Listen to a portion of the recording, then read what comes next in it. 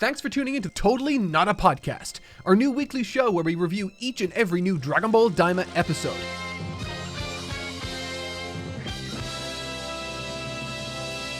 Welcome back to Totally Not a Podcast. I feel like I've been put in a blender. I think Mark's not feeling great either, but we're not going to let this get in the way, because we're 5 episodes deep into Daima now, somehow. It's been over a month. How has it been over a month since Daima began? I feel like I blinked and suddenly we were 5 episodes deep. Yeah, yes and no, but yeah, no, yeah. No, like, again, I think I enjoyed this episode better than I enjoyed last week's episode. And the thing is, I enjoyed last week's episode too, but this week's was definitely a lot more. I definitely enjoyed it a lot more. It's just I've been dealing with a lot of sleep issues, but we're going to work through. We're going to push through. It's going to be good. It's the 5th episode, which holds a special place in my heart because Dragon Ball Super's 5th episode effectively launched my entire career. Yeah, episode 5 was likewise kind of the the launch of my YouTube space, where it was like, oh no, something horrible has happened. I now must explain it. Yeah, absolutely. for the next many years in excruciating detail. Yeah, he did a fantastic job. Really crazy just looking back at episode 5 of Super specifically and mentally comparing it side by side to Daima's episode 5. It's funny because, like, I would say that this was probably the least polished episode animation-wise so far, but at the same time, not polished by Daima standards is still really good.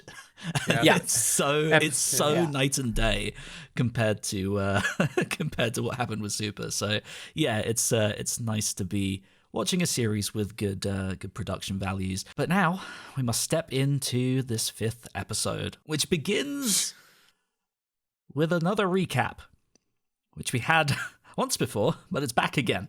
It's the same recap. Is that just like part of the new intro? Like, I feel like I've seen it in almost every episode.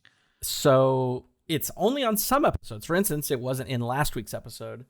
And I have a almost soundproof theory as to why that is, which most likely, if we think back, we know originally the Dragon Ball Daima was going to be called Dragon Ball Magic and was going to be a web show.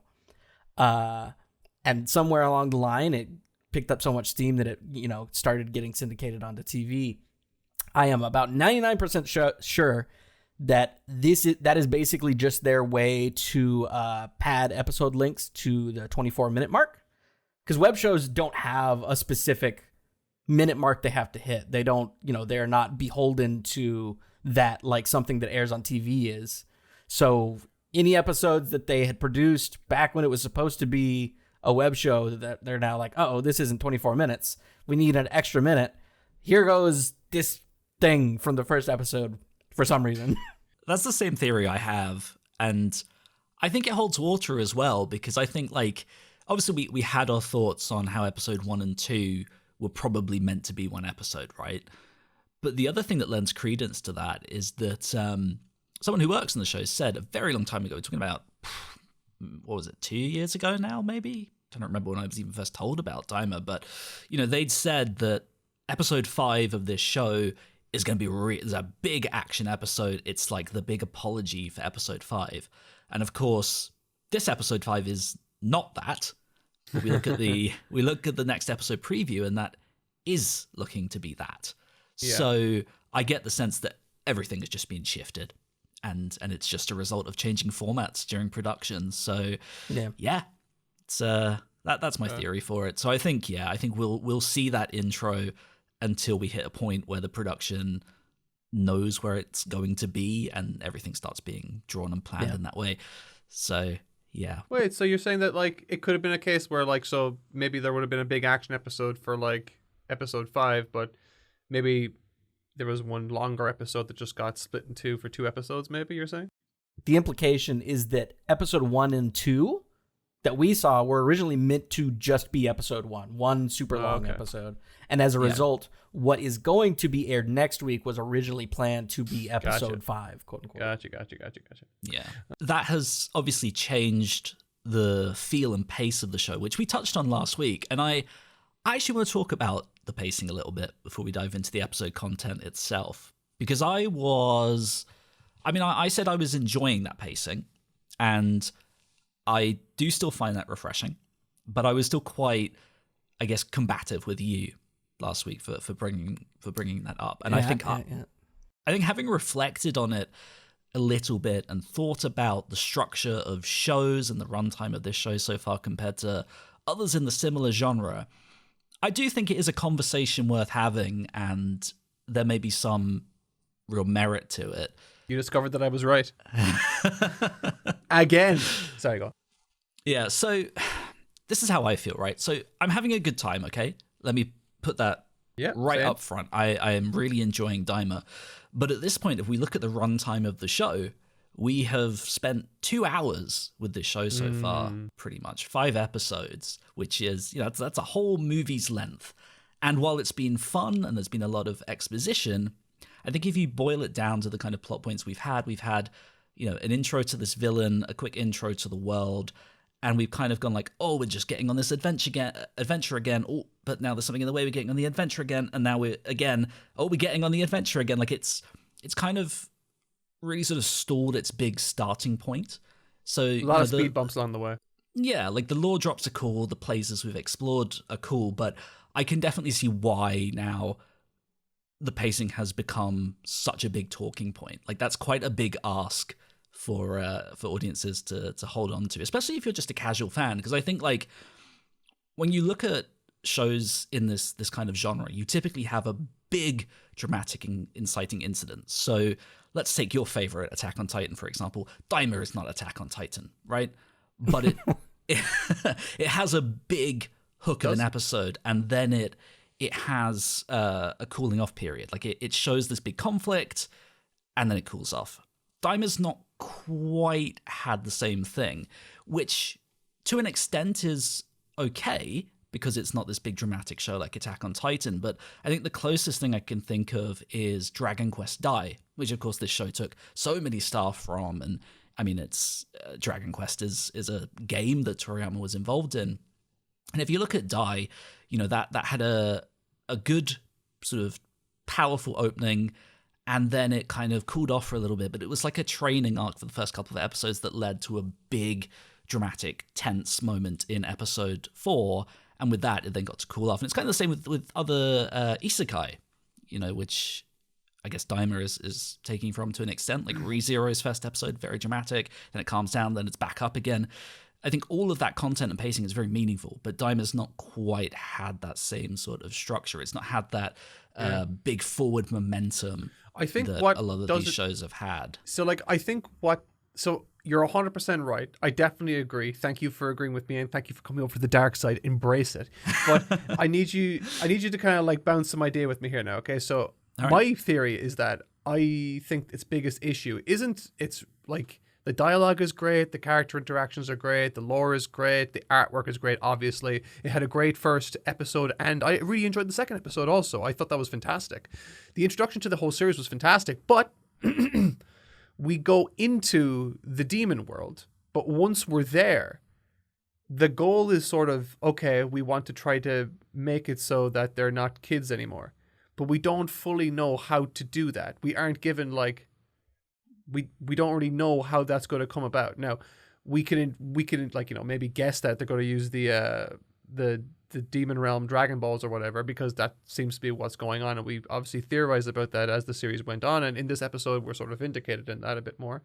But for a while, we're just kind of like following Glorio, and he's intentionally acting sort of like aloof, nebulous, secretive, and all that kind of stuff. So we're with Attack on Titan, Eren, before we even see the big inciting incident, we get like an idea of what Eren wants to do. He wants to join the Survey Corps, and he wants to kill the Titans. Killing the Titans and, doing all that kind of stuff, that's the pie in the sky goal. But we also have like a short-term goal where he wants to join the Survey Corps and get good. We don't really have a short-term goal with Daima. And I feel like that's sort of impacted its ability to hook me in the same way that other versions of Dragon Ball have done and other shows have done. So I think it's the the lack of a short-term goal. Now, I will say, like you, it's sort of been like, because I'm a big like Dragon Ball nerd and I love the lore and all that kind of stuff, that's definitely more than made up for that in my mind. But I can totally see why someone who would be more casual for the series and want to kind of like see things more akin to what Dragon Ball is known for would feel left in want more than anything else. That's kind of my 2 cents, yeah. Because I think like when you look at how each episode has ended, we've kind of gone, right, okay, they've been turned into kids. Right, we'll catch up with the next episode, and we'll probably end up in the demon realm. And then it's, okay, we're finally in the demon realm. And then it's, wait, no, actually, we're in the demon realm now for reals this time. Is the plot going to start to unveil now? Okay, no, we're now in the demon realm going off on an adventure. Like, it's sort of repeated itself a little bit. And I think, something that we touched on last week is that it's kind of that nebulous wandering through a world that early Dragon Ball is like. And I think that's, a valid comparison to make. But at the same time, I also can't help but think that, that first arc of Dragon Ball, as much fun as it is from an era of the show where Toriyama wasn't even really sure what Dragon Ball was. And we know what Dragon Ball is now. Yeah. And to be completely clear, I am in no way saying, please give me loads of action. I must have punching and fighting and transformations. Well, we get it. You're lowest common denominator. You hate Dragon Ball. I get it. Yeah. Yeah, that's clear. Yeah, under no circumstances am I asking for that. But what I am asking for is for a compelling hook, some degree of just a micro story. Well, I think what's incredibly funny is that we had this big reveal of Pansy last episode, and then immediately everyone's just like, all right, okay, cool, bye. Yeah. It's just so unceremoniously ditched. Her character felt very familiar. Even the voice felt familiar. I don't know if, I'll need to look into who the voice actress is for her, but like that performance felt very familiar to me, but also just, I'm trying to think, because it's not Pan. She doesn't feel 100% like Pan, but it feels like someone from, I would argue she is a mixture of GT Pan and Bulma. Yeah. Because there are definitely strokes of Bulma in her. Maybe even a little bit of Chi-Chi. I don't know. Well, I can tell you who her voice actor is. I've never actually said her full name out loud, but it's, I don't know if it's Fairu's Eye or Fairo Eye. Is she in something? Is she in anything? She is the voice actor for Power from Chainsaw Man. She's Jolene from JoJo. JoJo. That's where I fucking heard her voice. Never mind. Okay, she's been in so many things. Like, okay, very, very much beloved voice actor. So yeah. Okay, that makes sense. Okay, carry on. I have enjoyed her intro so far, and even more than that, we got a pretty quick reveal, sort of on some of the stuff that we were talking about last week with the collars that you, with your extreme galaxy brain, noticed. Specifically that I guess everyone in all of the third demon world has a collar, because they see Goku and just assume he has a collar. He's in the third demon world. He has a collar. Why didn't you track him? Which is interesting. There are lots of things that are in these episodes that are very clearly like slow burners, but they're nice little kind of tidbits. It's nice that they're kind of not saying something like, everyone in this realm has a collar. You should be able to check it. They kind of like, it's isolated into this kind of like conversation quite naturally. So that bodes well for the writing. Again, like the writing isn't the issue really. It's just kind of like the forward progression of the story and different things like that. I will say personally, and we can talk about this a little bit more at the end of the episode, but even more than last week, I extremely get the feeling that with episode 5 now done, we are finished with the like establishing action section. Like the entire crew is now assembled. We're familiar with each other. The spaceship thing is put in place for our B crew. Like it's time for the story to get going. And the next episode preview seems to kind of imply that, since I don't know, it seems like we're getting some really cool action. You would think so. I hope it's the Tamagami. I hope we're getting the Tamagami next week. I hope next week. I just hope so. I just want because we finally have like a thing to go for now, and I'm just like sick of dicking around this world because like, you know, I'm just like, I get that we're like, oh, we went to the princess in the castle now, and that was cute and all that kind of stuff, but you know, yeah. Well, I mean, there's all sorts going on in that preview that we'll touch on, but I think what stood out to me the most from this early portion was Pansy and Goku's conversation about magic. Oh my god. Which is very funny, and I'll let you rave about that. But I thought it was interesting that, if I'm remembering correctly, she asks what kind of magic Goku has, which sort of implies that everyone kind of has their own little like specialty of it, which I think adds a little bit more nuance to the magic system that we were wondering about for the past couple of episodes. But yeah, Goku's magic. The only thing that I kind of actually thought about during that entire moment was like, oh, this is Pansy's opportunity to show us what she's got again. And it's unimpressive. Haha, I get it. Funny joke. But also, like, they're showing us this for a reason. There's going to be a moment, and you can quote me on this, and please do, because it's definitely going to fucking happen. There's going to be a moment when a Dragon Ball is out of reach or whatever the hell, and she's going to use her power to bring it to her. That's 100% going to happen. Like that's 100% going to happen. Okay. She's going to be... She's going to come in clutch. The character that fucks up all the time is going to come in clutch at the end and save a Dragon Ball 100%. You can quote me on that. AJ, you've really just like cracked my mind open with thoughts now, because I'm now starting to consider of all of the Demon World alumni that we know, what their type of magic could be. And it's, I don't know, as I'm thinking about it, it's kind of congruent with that, because you think about like Shin and Kibito, for instance. We know Shin has healing and materialization magic, right? That's like the main things that he does. Or maybe the healing's both of them, but at the very least, he has materialization.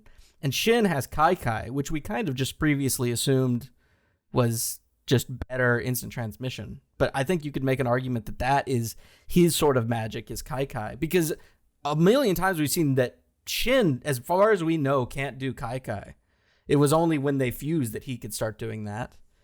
And then I guess you could argue Boo has a lot of stuff, and maybe he's his own thing, but he does have like the candy magic in addition to, I guess, regeneration. Shin has the power to make Goku's Goku's ears pointy. I mean, transfiguration magic. Yeah. Obviously, the Namekians could be argued that their magic is just, I don't know. They've got a lot of things that you could argue is their magic. They're multifaceted. But, I don't know, the Shin, Kai, and Kibito thing, that really seems like that might work well with the idea that people have different sorts of magic. But is anything quite as powerful as Goku's magic? His wonderful ability to touch his nose with his tongue. That killed me. By far the joke that I laughed at the most this week.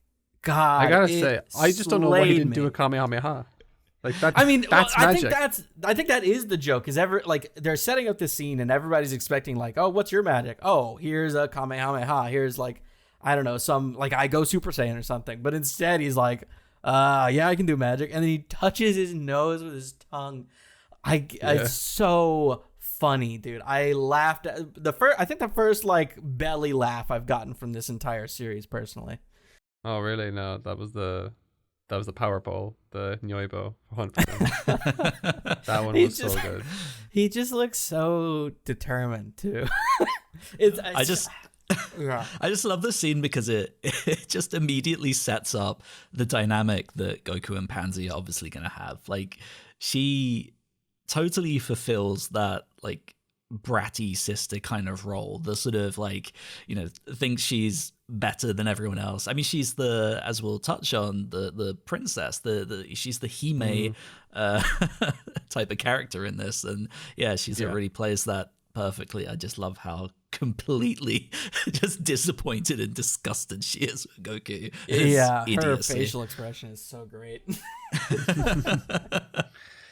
Yeah, I mean, something we touched on a little bit last week was trying to work out what her RPG role would be.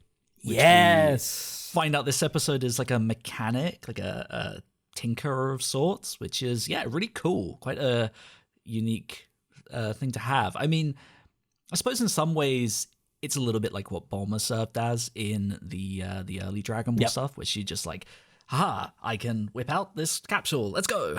So, you know, it's a sort of a fun twist on that, really, and yeah, fits into this RPG vibe that they've got going on. It's not occurred to me until just now, but there surely, without a doubt, is going to be a moment once the B team is here where Bulma and Pansy clash on repairing something, right? Oh yes, surely. Yeah. I didn't even think about that until just now, but that has to be an inevitability. That's what I'm definitely most looking forward to, just seeing how like the wider cast gets to interact with everyone. Because I mean, obviously, like Goku is Goku, and it doesn't really matter like who he bumps into. He's kind of just himself, and Shin is Shin is Shin. He's very sort of calm and reserved. Yeah, I really need... Very demure, very cute, Saigon. Wow. Stop. Okay. But yeah, no, I'm so excited to see how Bulma interacts with these people. And especially like someone like Piccolo, I'm really curious to see his response to a lot of this stuff. I mean, I know that Vegeta is just going to be a brat about everything. I think him and Pansy especially, oh my god, are they going to clash? The clash, the prince and the princess, like, come on. Yeah, no, I'm so happy that, I'm honestly just so happy that Vegeta's playing a role in this. I was kind of concerned by the trailers that like Vegeta wasn't going to have like a prominent role in this story. Yeah. And it would just be such a missed opportunity if he didn't. Oh yeah, we did get a reveal halfway into the episode that that Pansy is an actual real life 100-year-old lolly. They did the meme. They really did the meme, which I just thought was so funny. But the thing is, like, they do the meme and then they walk it back later, where her father King Kadan is like, "You're still a child." It's like, right, okay, so it's just that the lifespan works differently, but they still did the meme, which really really made me laugh. But yeah, winding back a bit. I think it was interesting, the conversation that her and Shin have as they're walking along, where they talk a bit about, I mean, obviously we had a reveal a couple of weeks ago where Kaioshin, his race, I guess, is named. They call them the Glins or the Gorindians, if you want to be more accurate. It's interesting because, like, when we first got introduced to, like, the concept that they are a race from the demon realm, there was... I don't know, there was definitely an implication that they were there a long time ago and then left. But I don't know, somewhere in the back of my mind, I was kind of wondering, because like Degasu is still there. So I was wondering if we were going to get a bunch of like Kaioshin, Glyn, Gorindian, whatever people once we get to the second realm. Based upon this, it sounds like they're just kind of going with the assumption that they're kind of all already vacated to all the universes. But I don't know. It's just one of those things where we're going to have to see, because that seems like such a missed opportunity to not visit the Kaioshin home race, or home world rather, like while we're here, as well as like the Namekian home world as well, because I feel like surely we will meet other Kaioshin. Because, I mean, something I saw pointed out on Twitter, I believe it was Herms who pointed it out, was that, so you know in the key visual, you have those different worlds, right? The second one, the green one, you could see a small planet kind of like King Kai's planet. Oh, really? Okay. No, it wasn't Herms that pointed that out. It was us on our YouTube Shorts. That was where it was pointed out, right, AJ? Yeah, sorry. Yes, you pointed that out before anyone else. Yes. Because that's what you do. Yeah. Sorry. God, I can't believe I misspoke like that. I'm so embarrassed. It's an easy mistake to make. Anybody, it could happen to anybody.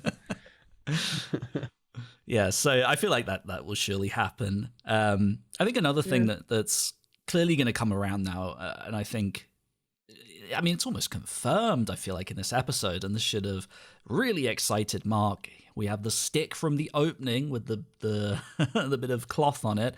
We see a mysterious skull marker in this episode that looks very similar to that stick, has cloth on it, and there's a skull on top. I was kind of confused, if I'm being honest. And looking at it now, Like there's like two things hanging off of it. I don't know what they are. There's obviously the blue scarf. I mean, does that have anything kind of parallel with the red scarf that was on earlier? I don't know. Like it was clearly animated, so it's a key visual that's important because obviously we've seen it in the opening. My theory was that like Glorio has some kind of specific kind of tie to it, but he didn't really like notice it in a way that would suggest that. Clearly derives meaning from it. Like maybe he's like, you know, I don't know, part of like a rebel force that like is going up against the people who are enslaving this entire world. This is probably the case. I don't know, because like obviously we've gotten a hint towards his motivations in this episode, but just seeing the blue scarf that flutters and billows in the intro, that's not this one. So it could just be that like this is part of his clan, this is part of like his faction or whatever it is, and someone significant to him might have passed away. That was my initial theory, and so far I don't feel like I'm any closer to that, but you know, having seen this scene in this episode, I feel quite strongly that this is just like setting up very explicitly whatever that red scarf banner thing is going to be, because it totally just gets yada yada in this episode. Like they're at a split path. Pansy's like, oh, let's go this way. There's the skull there. Glorio looks at it like really meaningfully a while, and then they just move on. Nothing comes of it at all this episode. So it's kind of like, yeah, it's definitely being planted for something. I think really because I mean, like what I noticed most about that particular scene for this specific thing was that it was placed at like a fork in a road. So like it's there specifically to be seen and noticed. So yeah, my theory is that like these could be like, you know, like graves that are marked just to kind of like ward off people, like, you know, like if you're part of this group or if you're part of this whatever, this is what happens to you kind of thing. It obviously means something, and Glorio looks at it, but then we also hear quite quickly that Kadan and this whole castle, they have a reputation for being mafia-esque. And yeah, I mean, you know, we'll touch on the king shortly, but I mean, his intro is him essentially playing golf with people's skulls. Like, there's quite a dark edge to it there, and it's all kind of tying into this strange story that doesn't check out with Glorio. Like, it all feels very intertwined to me. I feel like there will definitely be some kind of personal reveal there with Glorio that will need to be nailed down. Because I mean, if you don't mind me jumping ahead to the next episode preview, I mean, we see Goku and Glorio fighting. Like, there's something happens for sure. Something is happening there, and to me, that all feels like it's connected in a way. Now, see, that's interesting, because when I saw it, and up until 5 seconds ago when you said that, I assumed that it was just like, because Goku mentioned training a million times in this episode, I assumed that it was just going to be them sparring. They were like feeling each other out. I didn't even consider most of their expressions are relatively serious. It very well could be that they are like actually squabbing rather than just sparring. Like I think one saving grace, I suppose, will be for the slower pacing. It's been very deliberate with what it's sharing, and it's been very kind of like, you know, making sure that I've never seen Dragon Ball written this way.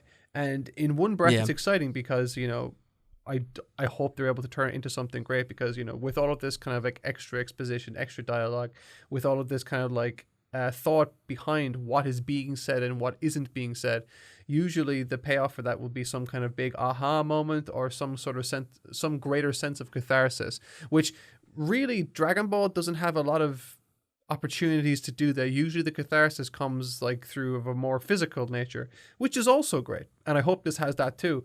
But I'll just be interested to see if we can get some sort of like unique catharsis opportunities from this series that otherwise it wouldn't have had like in prior installments and stuff. But yeah, only time will tell, I guess.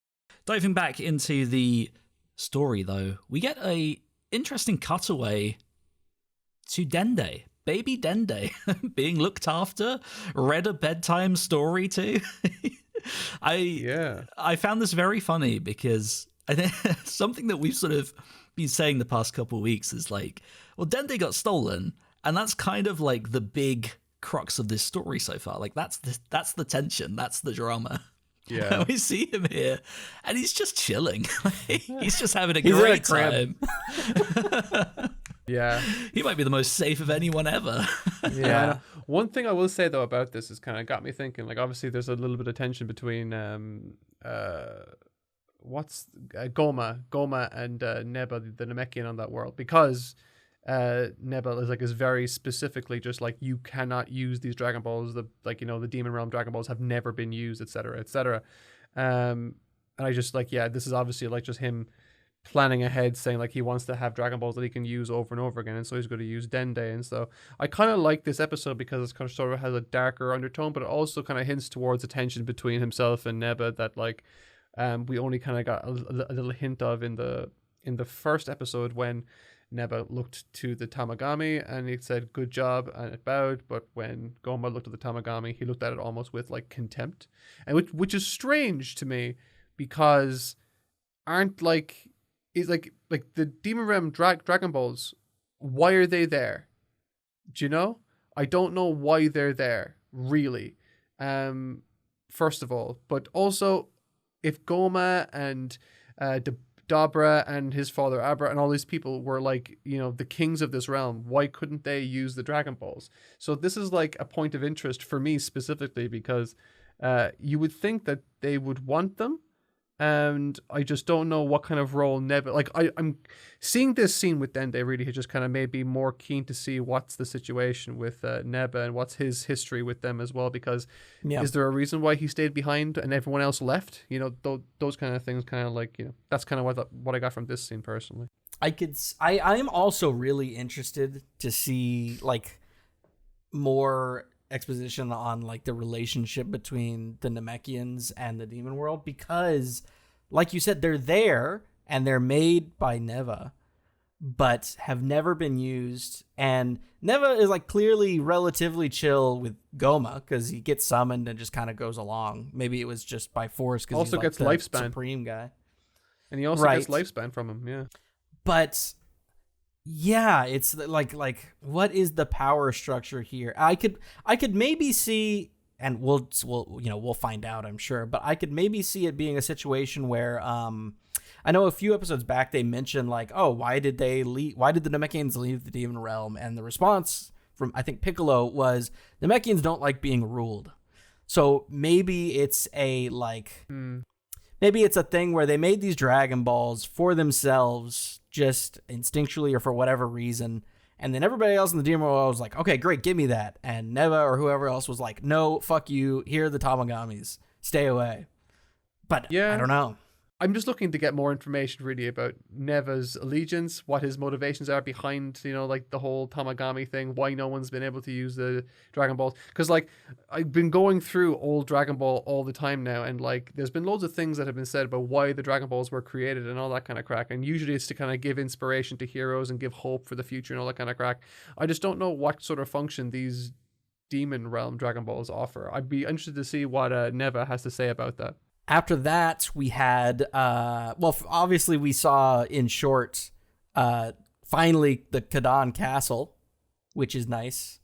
I think we'd seen it in the opening or something. Yeah, we've seen a couple of, I think we saw this one in the main trailer, but yeah, it's such a stunning visual, and we touched on it a little bit last week talking about the art direction in this show, as much as we've spoken about the pacing or whatever, it's been so good to see how well realized this world has been so far. Everything is so stunning. It has such a unique vibe to it, and this is just level 1 essentially.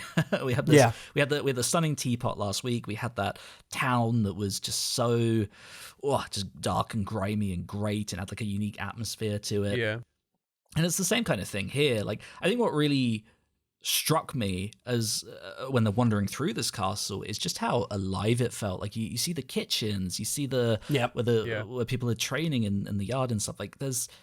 It's such a well realized location that I really, really appreciated. And this isn't to knock some of the older content in Super, but I think often about Beerus's what would you even call it? castle tree thing. Yeah. You know, we see His parts of bonsai that, pot, yeah. but I've never like maybe it's just me, but I've never gotten a sense of the layout of that place. Like I understand like where the training grounds are. I know that like we saw there's like some baths in like one episode or two, but like, you know, we've seen bits and bobs of it, but I've never quite understood how it's laid out.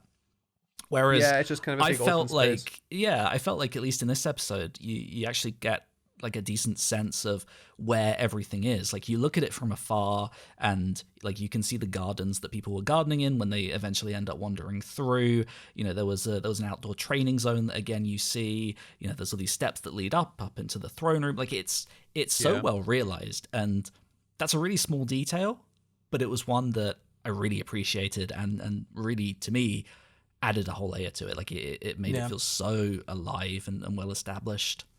Yeah, no, 100%. Like, even as you're saying it there, like, you know, there's a lot of different locations in this particular episode, like the courtyard where they fight, obviously the throne room where they meet, and then, like, the helipad where they're leaving and stuff. And you can kind of see a lot of those spaces here, even just in this initial establishing shot. So, yeah, it's good. It's a well-realized world, as you said. We also, on these stairs, get surely what, for me at least, was the most surprising reveal of the episode, which is that Pansy is a princess of this world. Oh, yeah. I did not see that one coming. I actually didn't either, yeah.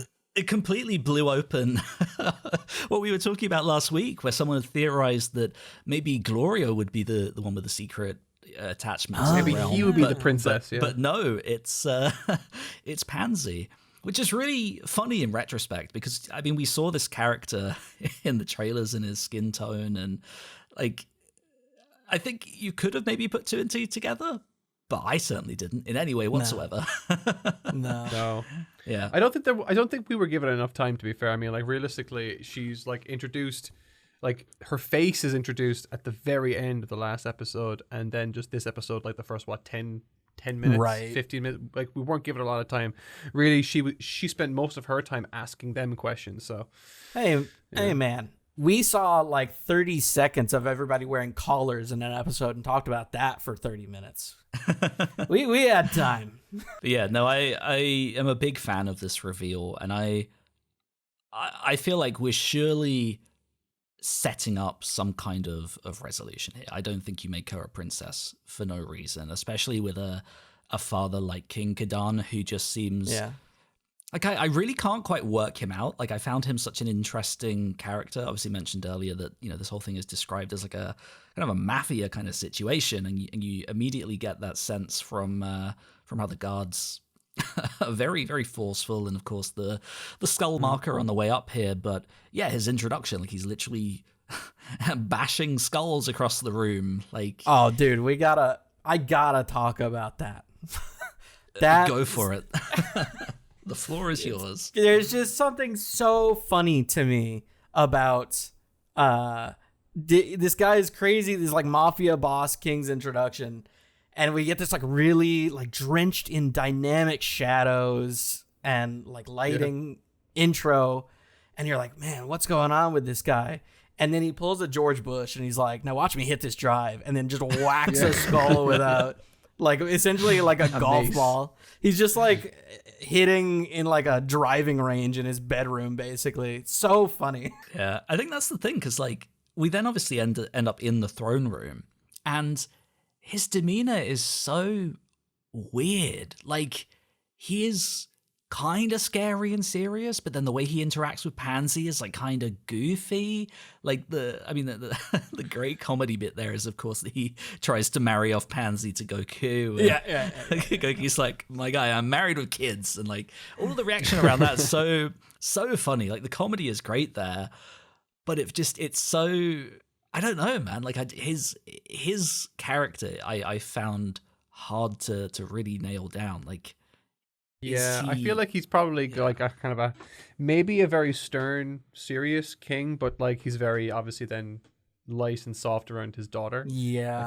I feel like that's the kind of vibe that I got from him, like, really, because like anyone that was ever able to kind of speak up to him or like contradict him and all that kind of stuff, really Pansy was the only one, and she's very capable of that. She's very capable of speaking her mind. So I think really it's just it's difficult to know where the story will end, but like I do think what you said there. Oh, he's got the big red collar as well. He's got the big red collar. The king does have a collar on. I didn't even... Yeah. And it's occurred to me just now that Pansy's scarf might also be covering up a collar, right? Yeah, or lack thereof. Who knows? Yeah. Oh, wow. I did not notice that at all. Yeah, so they're all under a rule, but I thought what scared me a little bit is that with his demeanor, and despite being like so oppressed, he's still gunning to be Demon King himself. And that concerns me a little bit. I mean, like I said, like he's hard to work out because obviously like he ends up being nice to Goku here once he gets like the introduction and whatnot. But then, later on, when they're on like the helipad, he's like saying to his goons like, "Hey, go off and just go steal some shit." Like, yeah, he's not a great guy, but at the same time, he's also kind of friendly. I don't know. He's an odd. It's portrayed oddball. in like a lighthearted way, but yeah, I get what you're saying. Now hear me out, AJ, and I'm just gonna need you to hear me out. What if he is like a Tony Soprano type? And basically, the Goma is like the guys in New York, and he's like, "Fuck those guys! I'm gonna ascend to the top." But I'm actually really sweet to my daughter. But when that's not happening, I'm just like a total asshole tyrant mafioso. I can't believe it. Dragon Ball Sopranos. I'm all in. Dude, if he turned out to be like a Tony Soprano type, where as soon as Pansy's gone, he's just like ruthless and insane, that would be so sick.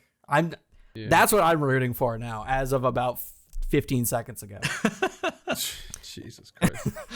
Oh man. Yeah. No, I'm all for that. But no, he was cool and he was good fun. Like I think he's definitely a character we needed and came in at the right time.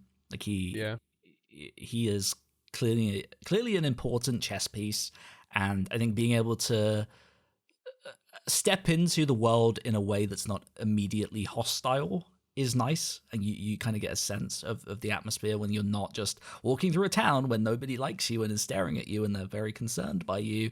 It's the vibe's a little bit different here. I can't say it's not completely violent because, of course, Goku claims he can just like the Tamagami are no issue. It's only 3 balls, whatever. Blah blah blah blah blah. And King Kadan's just immediately like, "All right, well, show me." It's like, it's time for a mandatory action sequence this episode, and they head out into the yard, and we get a pretty interesting sequence, and of course, it leads right into Goku momentarily unleashing Super Saiyan for like half a second and blowing everyone away. That was awesome. Yeah, that was cool. Do we have any thoughts on what we think about this? Like, does this Mark, your indicate theory that is kind of going away? Yeah, like, does this indicate that he can use Super Saiyan completely, or is he just like attempting it and it's slightly unlocked here? Like, how did you interpret it? So the way that I've been interpreting things is that like he's been treating every opportunity as a training session. That since he got to the demon realm as well, and he's had a number of interactions where like he's had fights that he's viewed as training, and like he's been eating while he's doing stuff, and it's always been like, I think so like I feel like this is like the first time where he's like testing it out to see if he can, and he can, and he then he basically turned it on and off just to see if he can. So that's how I'm internalizing it, but we'll see. I'm sure like the next episode seems to be really action heavy, so maybe he'll cycle through all of his forms and I'll be proven fucking wrong. So I don't know. Yeah, I mean, to me, it sort of seemed like he could do it, but he was kind of keeping it under wraps. I don't know if he's keeping it under wraps. I mean, he exploded with Super Saiyan. Well, sure, but I think there's a difference between like a momentary explosion and then, because I mean, afterwards we see him in his base form and he just has like the residual Super Saiyan glow around him. Like, all Super Saiyan, yeah. Yeah, what is the deal there? Like, what's happening? He's just turning it off, Yeah, but it's still on. Like, he's like got a Super Saiyan-ish glow around him, but the hair's black. Yeah, I don't know. I didn't actually notice it. I didn't take that much of a notice of this. I just thought of this as like a visual flourish just to denote that he's like, like at the Super Saiyan level, but bit powering down to base. Well, I think that's the implication. But like, what is that? Yeah. We've never seen this happen before, other than like, I don't know, like Fall Super Saiyan or like the filler bit in the Afterlife where they decided that Goku wasn't allowed to go Super Saiyan against or near Pikkon yet, so they quickly made his hair black. Like, Yeah. this is the first time we've seen that proper, and So, with very little explanation, just kind of left implied the way that you described it, Mark. So, like, what do you think this is like? Has some kind of special significance? No, maybe, I don't know. Okay. Yeah, I don't know. I suppose we'll see next week because, like, I mean, Jesus Christ, like, I mean, like, it's like he's gonna have a big.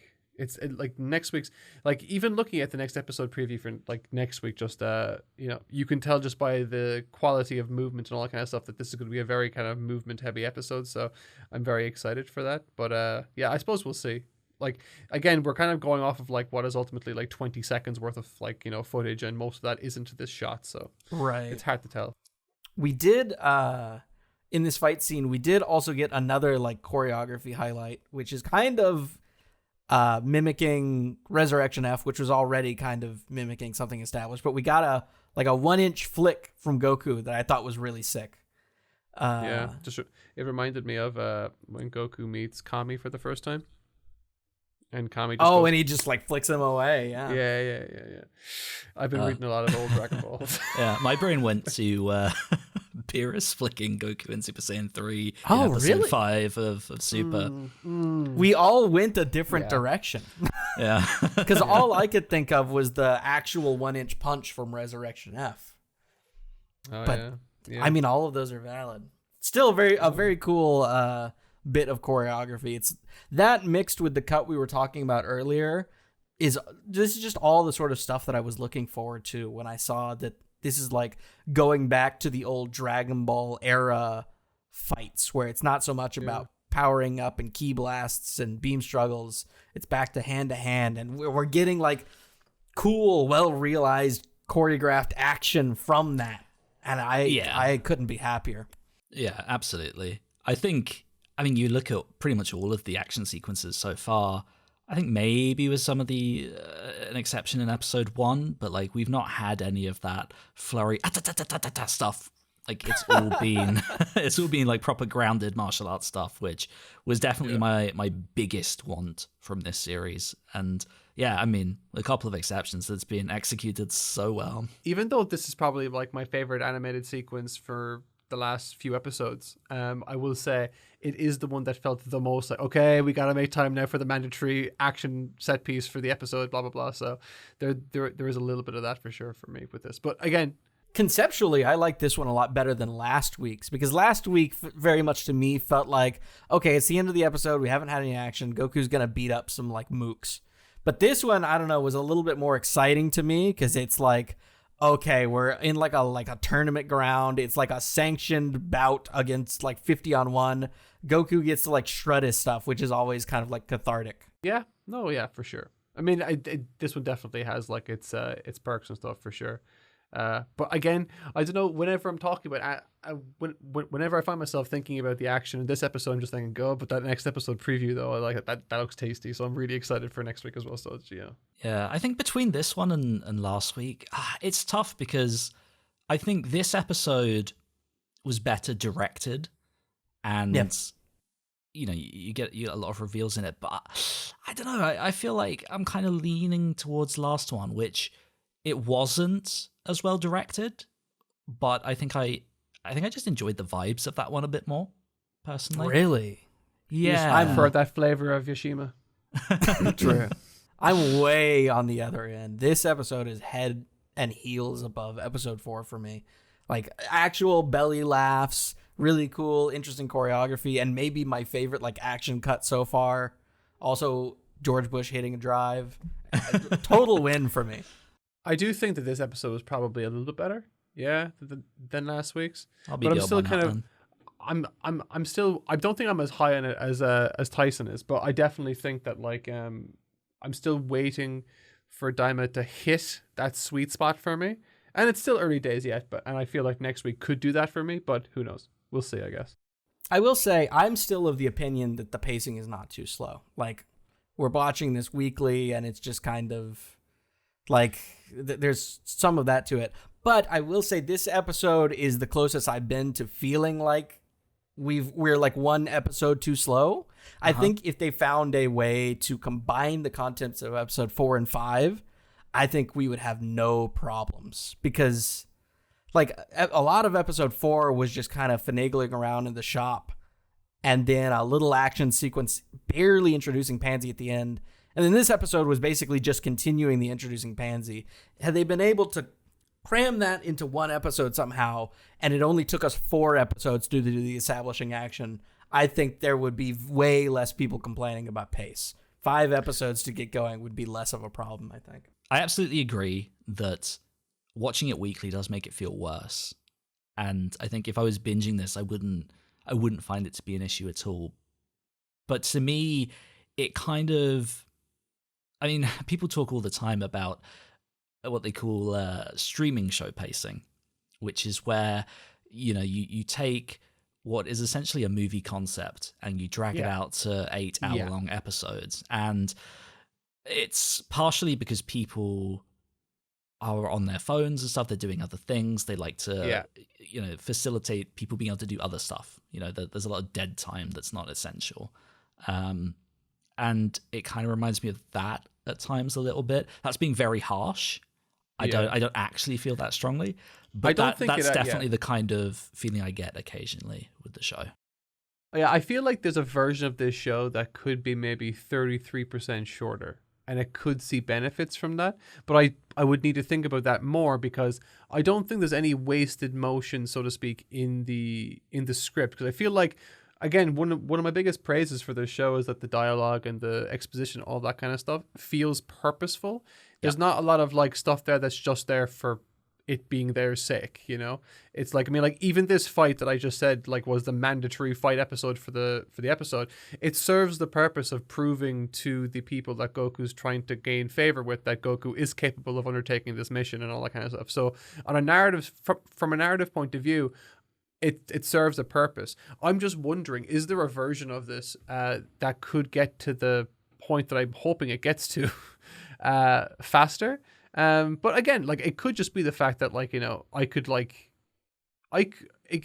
very well be the case that like when it comes to me, like, you know, in a few months' time when I'm reviewing this for the channel for a big review of the entire series, when I'm binging it and all that kind of stuff, I could come away with a very different feeling. But again, I'm just kind of thinking about like, if I'm even comparing this to like a Super episodes arc and all that kind of stuff, it's kind of hard to compare it to anything in Super. Yeah. And it's kind of hard to compare it to anything in any other Dragon Ball thing that's come around, because like I said, it feels different to that in a way that is good. I'm just kind of like, I'm just cautious of the fact, like, is it going too slow kind of thing? But yeah, I don't know. I think what I have in the back of my mind is that we've been hearing 20 episodes as the total of this show floating around everywhere. And that lines up with if you take One Piece coming back in a new slot into account. Like I am like basically 95% sure that 20 episode count is accurate. 5 episodes into a 20 episode series to be at this point scares me a little bit. Yeah. I would like us to have gotten to, like, do you know what it is, right? I think it's the fact that the last 3 episodes feel very similar. Yeah. And I think it's the fact that, like, we've been in the demon world, great, but we've just been in the demon world and we haven't gotten to the first thing that we want. Like, we've only just gotten what we're actually looking for now. We're now heading towards that thing. For the last 2 episodes, we've been heading towards the thing that's going to point us in the direction of the thing that we're supposed to go for. Do you know what I mean? That kind of stuff that I don't like. And I feel like you could have maybe combined episodes 3 and 4 into one episode, and that could have been better. Or even combined all 3 of them. I don't know, but like you'd probably see a huge amount of like issues then like crop up, because again, you do need to find ways to introduce things like the bugs and like obviously the way that the environment compromises Goku, and like, you know, you need to also, you know, facilitate time for Goku to train to come to better grips with his older powers again. There's lots of give and take with this, so I suppose like I won't know for certain how I feel until everything is said and done. But just to echo what AJ was saying there, that like with us being like, you know, 5 episodes, like 25% into the series, and we're still kind of like we've just gotten the assignment. Yeah. Do you know what I mean? So well, that's the thing. Like I know I shouldn't really do this, but I like I said right at the start of this, I always think about the runtime. How much have we watched? And that's around 2 hours. That's a whole film. It's a whole film. But anyway, I think we could probably jump into some positivity because, I think harping on the pacing, it's a tough one to do without the full context of the show and being able to That's watch just it. the real answer. We just have to wait and see. Yeah. But it's sure. it's fun to entertain. But I do think what brought me the most joy in this episode was absolutely the introduction of was it Hibis or Hibis? I forget what they said now. Hibis. Oh, Hibis, because it's short for hibiscus. Yeah. Right? And ballet. Another flower thing. And man, the gag here to me reminded me so much of Sandland with I forget the character's name now, the guy who was obsessed with his hair in Sandland. Yeah, if you don't recall, the gag is that Kadan is like, hey, go help Goku's friends who are stuck on Earth. He's like, but I'm doing ballet and I would need to go to the beauty parlor. And it's like a close-up of just like the shittest tiny little tuft on the top of his head. Yeah. Like, I love that stuff so much. That always cracks me up. No. You know, he reminds me a little bit functionally, and I guess design-wise, of Popo. Where he's like this very straight-faced, can't be bothered character, and also has Popo eyes for what it's mouth for what it's worth. I don't know. He's kind of like Demon World Popo. Yeah, he does look a bit like that, to be fair. Yeah, I enjoy his character though. I am excited to see more. I'm excited to see him interact with Bulma and Vegeta and Piccolo, especially. Yeah, he's just so 100%. unbothered by everything. I love it. Just wants to be left alone. I think that's also something that I'm waiting for. I'm really excited for Vegeta and Piccolo specifically to be back into the fray because I just really want to see what that dynamic is like. And I just, who knows? We might see Vegeta versus Piccolo at some point because that's never happened. But like, I'm just very excited, like especially with this new character, like things like Pansy and Hibis is their name? Hibis. Yeah, just like the new characters I'm big fans of to see what, like, I really like Glorio. I think he, I don't know, I'm very excited to see what he has to offer going forward. But like even like the little bits that Shin's able to kind of point out here as well, where he's able to say that things like he picked up on the fact that Glorio lied to him or that there's something that Glorio isn't telling him and all that kind of stuff. So like, there's loads of things like that for us to kind of be mindful of moving forward, and that's been to the benefit of the series as well. Yeah, I think before we touch on the Glorio thing, I did want to pick at one aspect of this because we've spoken about how tight the writing in the show has felt, right? It feels like they have every base covered. I think the only real exception has been like, oh, but what about the Namekian Dragon Balls? I think that's a common question people had about episode 2 when it was like, oh, what's the solution to this problem? But I think the one that stood out to me in this is that when is it Hibis or Kadan asks like, oh, where do I need to go to get your friends? Shin goes, well, it's Earth in Universe 7, which he says right in front of Goku in a pre-Battle of God story. And Goku doesn't even blink. Yeah. There's no acknowledgement of that whatsoever, which I thought was, I don't know, that made me raise an eyebrow. I mean, obviously you could justify it in that Goku's not really listening and it's just off in his own world, but I don't know. To me, that seemed a bit strange. That seemed as though it was written like, as though they'd forgotten that like everything from Super and Battle of Gods has yet to be established, and of course characters would have reactions to all of this like mind-blowing stuff. Actually, yeah. Them mentioning Universe 7 over and over again. You think they'd ask the question, what the hell's Universe 7? Yeah. Yeah. Yeah, that's a strange little hole there. Goku is just stupid. Goku's We just stupid. We did get a really visually interesting sequence when King Kadan tells his little mooks to go steal. Yeah. We get this little like cartoon, that made me like laugh so paper much. mache thing. Yeah, I love that. Yeah, that's such an inventive bit of direction. That's so much fun. Yeah, you don't have to do that. That could have just been like another wide shot or like shot reverse shot or whatever. But instead, we get this cute little like paper mache cartoon cut for no reason. This is exactly this is exactly what I mean when I'm like, I can't work out King Kadan because he's obviously such a bastard.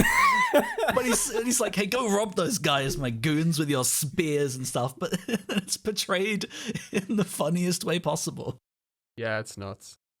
I think there's a chance that all of his goon mookery is like a Robin Hood type thing. Because even Pansy says that earlier on where... Yeah, only from bad people, yeah. yeah, he has a bad reputation. And Pansy's like, what? No, he only steals from bad people. And to be fair, we do have a very well established set of bad people, which are like the actual like military police that are like stealing life from people. So I think it's plausible that he really is just They like could a Robin be Hood type misunderstood. guy. They could just be misunderstood. They're just doing their job, you know. And if those damn people would just pay their damn taxes, I mean, come on, taxes serve a purpose in this environment. Clearly, the world's going to shit. They need to fund it somehow. Think of the economy, Tyson. Christ. I just don't trust Pansy. Her judgment skills just seem piss poor. I really don't trust her at all.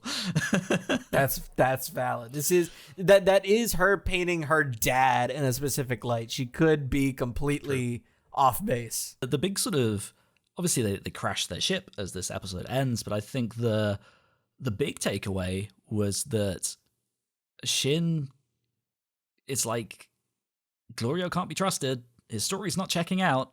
This isn't looking good, which I think essentially verifies everything we've been saying for the mainly Mark for the past couple weeks. Don't trust Glorio. Don't trust him. There's something not right with him. Go on. Nope, say the line, Mark. But no, obviously he's got something going on. But it's gonna be like a tragic backstory kind of thing. It'll be something you can understand, but he's definitely taking advantage of them. He's probably going to use them and like sacrifice them, or I cannot imagine there's any part of Glorio that has any kind of interest in helping them long term. Like, he's not here for the goodness out of his heart. So that's what made me very interested to see what the situation is with the next episode preview, because Goku and him are fighting, squabbing. So they're squabbing. So be interested to see what happens with that episode. I think actually, right, with that next episode preview, with the quality that it looks, and you know, obviously Glorio then versus Goku, I feel like this is probably the first episode that I'm like really anticipating after episode 1. Yeah, you know, so I suppose that does bode well, and hopefully then like the pacing something will come from it, because like what was in that next episode preview, I can't even. It's like a giant bull, Minotaur kind of character. Big bull-looking thing from the opening. Yeah, but yeah, I think you're right that the next episode is definitely the one that I've sort of felt most anticipated for, which certainly doesn't help me beat the allegations that I just want action. But I think you just want animation. Well, that's true. That is certainly true. But I think more than anything, it shows that there's drama coming, which is what I've been craving. Yeah, I want something to happen. Yeah, and I think like if we pull away from you know, the inner workings of the show, and we just think about it from like a macro level in terms of the popularity of the show and the interest and whatnot, you know, Daima had a big interest up front, and then it sort of fell off a bit, which is normal for most shows. But I think when you think back to Super, right? So Super didn't get simulcast until halfway through the Goku Black arc, but it didn't pick up massive steam until it had that big episode 66 Fusion Vegito moment, right? That was the big internet viral thing, like, oh, all the clips are all over the place. Oh my God, it's Vegito Blue. I think it needs to have clips that are shareable. Yes. So Daima just needs that one big viral episode for it to kick into gear, and I think pull in a lot of viewers to give it a chance who otherwise weren't or didn't think the show was for them. And I think there's a very good argument to be made that is coming, because 100%, or at least almost 100% of the like pre-production promotional material that we got for the series was all in the first 5 or 6 episodes. Like, it looks like by the time we finish next week's episode, we will have seen like 100% of the footage that was shown to us in the previews. So like there surely is something. And to be clear, for most series that would be pretty normal, because you know that's only how many episodes they have ready to go by the time they're cutting trailers. But Daima, that's not the case. There's also something to be said for, and this is something that myself and AJ have talked about ourselves, is that Toriyama's writing style kind of front loads a ton of exposition at the front, and then doesn't do anything and just coasts off the, like, you know, the it costs off the interest that is kind of garnered in that first initial burst for like the rest of the thing. So you could see something like I think a lot of the manga arcs that he wrote with Toyotaro and stuff, like they're really front loaded with a lot of lore and information and character work, and then it's just off to the races then for like the next, like the second half is like all killer no filler kind of thing. Yeah, So Sandland is like that for sure. Yeah, I mean, it's funny if you look at the past two Dragon Ball movies, you look at Broly, right? Everyone thinks about Broly for its action, right? The action doesn't begin for a whole hour, right? And then it's 30 minutes non-stop action. It's the same with Superhero. That's a whole hour, and then the action kicks in. Yeah. And like the thing is like the Moro arc and all that kind of stuff, the granola stuff, a lot of it is very front loaded with like character work and plot information, and then it's just fighting. You know? So it'll be interesting to see if this kind of falls into that same kind of like order of things now when all is said and done. Because again, this does still feel very different and distinct to like any other Dragon Ball project. So it'll be interesting to see if that like, you know, fingerprint of Toriyama's work will be carried over, and, you know, if we'll notice that at all. We could also be very wrong, so who knows? Yeah, I just think I would just like it to be a nice mix rather than what those movies were structured. I think it'll be more even keeled, given how much Toriyama is involved with this and how much this series has established itself as like just Dragon Ball JRPG. I would be surprised if once it gets into gear, it is just like Broly superhero levels of nonstop action. I would be very surprised. So overall, we were happy with it. Yes. 2 thumbs up for me. Much better than enjoyed episode 4, IMHO. What about you, AJ? I don't know what I would put a number on with it. I mean, look, like I said, I'm so tired today that I think anything I watched today was not going to go in the greatest way. But yeah, I think maybe in retrospect I will look at this episode and enjoy it more than 3. But I think I find it difficult not to have come away from it thinking, oh man, like we're just going to another place again.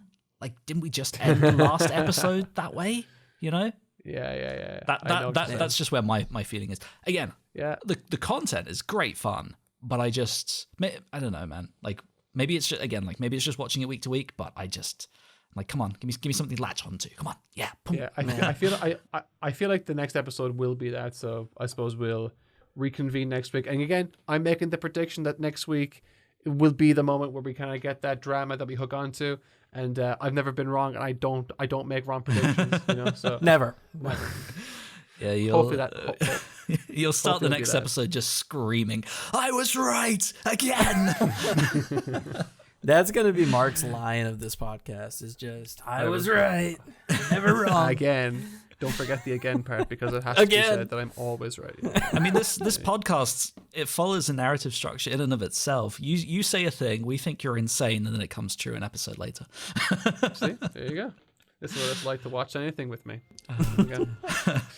Well, look, we'll move into the Q&A section now. Let Tyson take over, and time for the Q&A.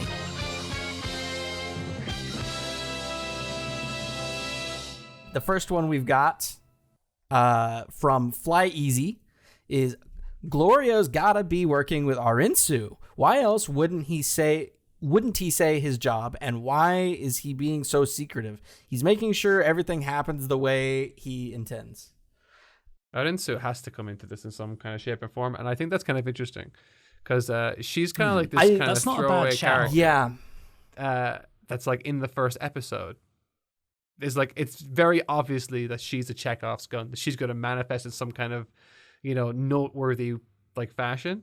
But I don't know if she's with Arinsu, if for no other reason than Arinsu seemed to get her first impression that, you know, that Goma isn't going to be going her way while Glorio was watching them.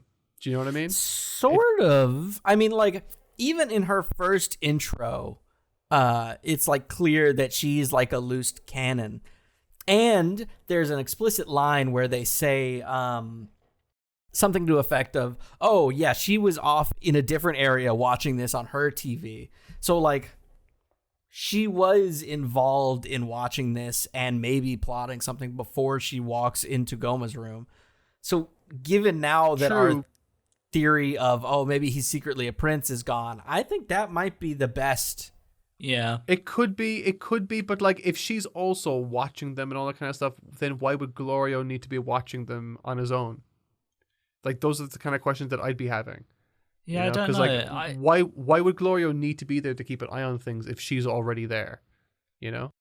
Well, yeah, I suppose like, I don't know, maybe it's a red herring. Maybe because if I'm remembering correctly, right, Aransu walks in and they're kind of shocked that she's even there in the first place, right? Yeah, but I think that was more played for a gag, and that like, you know, she caught them off guard because she kind of like snuck up on them. And that was just when she returned, not when she first walked in. When she first walked in, they're all like, "Oh, right, yeah. What are you doing here?" And then she's like, "See you later." Then comes back and jump scares them, and that's when they freak out. It's hard to know. I mean, like, I don't know. Like, thing is, like, we know very little about Arinsu other than that she's keen to have her research funded and she knows about the Dragon Balls on Earth. That's kind of like the only thing that she knows, really.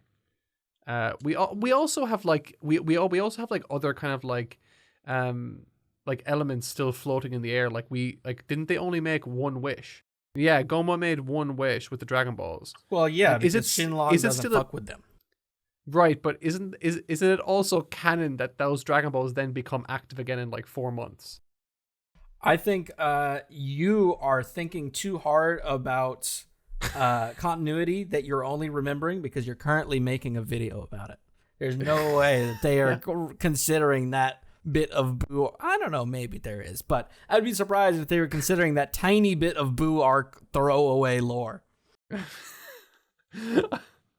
I definitely am in a kind of a weird spot right now where I don't normally have this information in my head, so yeah, definitely. Yeah. I don't know. The answer to your question, unfortunately, is I don't know. Maybe. I think it could make sense. I just need to know more about Arinsu personally. I think it's the best theory we've got so far, but we'll see. All right, the next question from Hugo Welty says, what role do you think Vegeta will play? I'm hoping a more prominent one. I'm kind of like when they kind of gave a rough time frame on how what was the time frame they gave for when Vegeta and Co are going to be arriving? Is it like 2 days? 10? Was it? Oh no, it was 10 before the. Yeah, but then it was going to be like 4, and but they've been there for like 2 or 3 days now. At any rate, I'm just kind of like, what I'm trying to be mindful of is like whenever I think about or try to predict when a character is going to show up again, it's going to be like to make some sort of an impact, and Vegeta is definitely the character that kind of shows up to make that impact. Like I'm imagining very much like an Android 19 arrival of Vegeta and Piccolo where they come up at the last second to save Goku from being an idiot or whatever the fuck happened, right? And it's going to be against a Tamagami or some kind of shit, and that's what's going to happen. Now, whether or not that's going to happen like next episode or the episode after that or the next episode after that, I don't know. But whenever I'm trying to predict when a character is going to show up, I'm always trying to think about who they're going to be conversing with and what sort of dynamic they're going to introduce to the group. And as they were saying, like, there is a sort of like a Bulma-esque Pan element to Pansy, and it would be interesting to see what sort of character like that would bounce off of a character as like grizzly and like sort of irritable as Vegeta. And then obviously you got like the Piccolo and all that kind of stuff, which always adds like a nice other kind of like flavor to bounce off of. So really, what kind of role do I think Vegeta will play? Unfortunately, I don't see him playing a leading role. It's going to be like a supporting role, but I think it'll actually be in the same capacity as someone like Piccolo. I think him and Piccolo now have adopted the exact same role where they're just supporting characters for Goku at the minute. But it'll be interesting to see what way that'll play. I have no idea. Like what I'm most keen on is like seeing how like someone like Vegeta kind of deals with a character like GLORIO, because they're very similar characters in terms of personality. So I would be interested to see how they kind of like vibe together. Yeah, I mean, that does pose a good question, which is because Vegeta and Piccolo fairly similar at this point, if Vegeta's not playing a primary role. They're both coming along.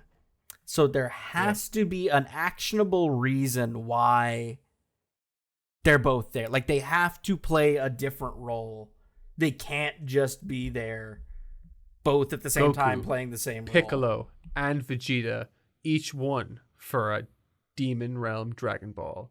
They're going to hold them together, and they're going to smash them together, and then they're going to find the One Piece. Sorry, go ahead. What if they do a like Bobbity spaceship type thing where they're like, well, we're not going to gang up on these guys, so Goku gets the, or maybe I don't know, maybe they'll get there early enough that they're like, Piccolo, you take the first one. No, final answer. Vegeta takes the first Tamagami.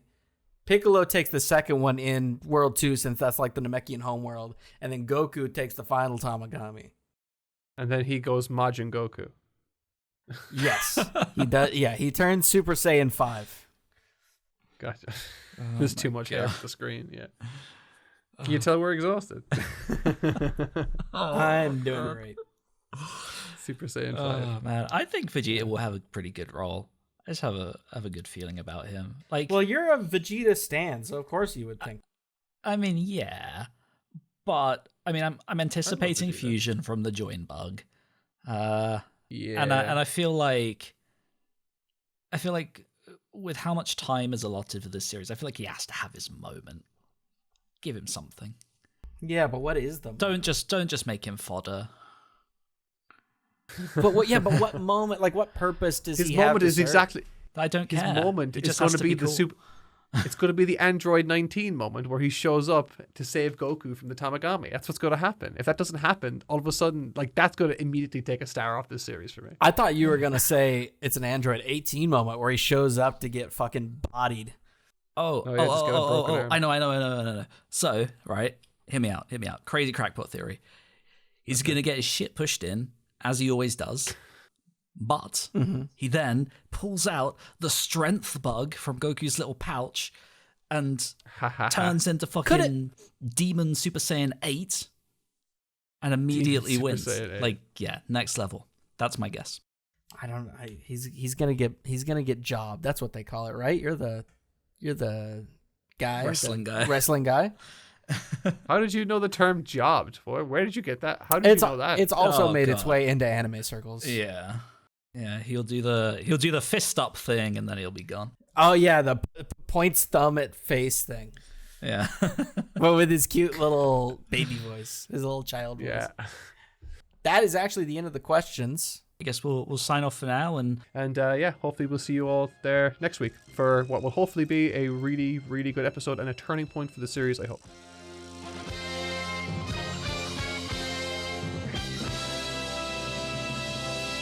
if you enjoyed this and would like to tune in live, be sure to head over to Totally Not Mark's main channel where we live stream this podcast at 8 p.m. UK time. That's 2 p.m. Central every single week until the end of timer. Thanks for listening, and we'll see you next time.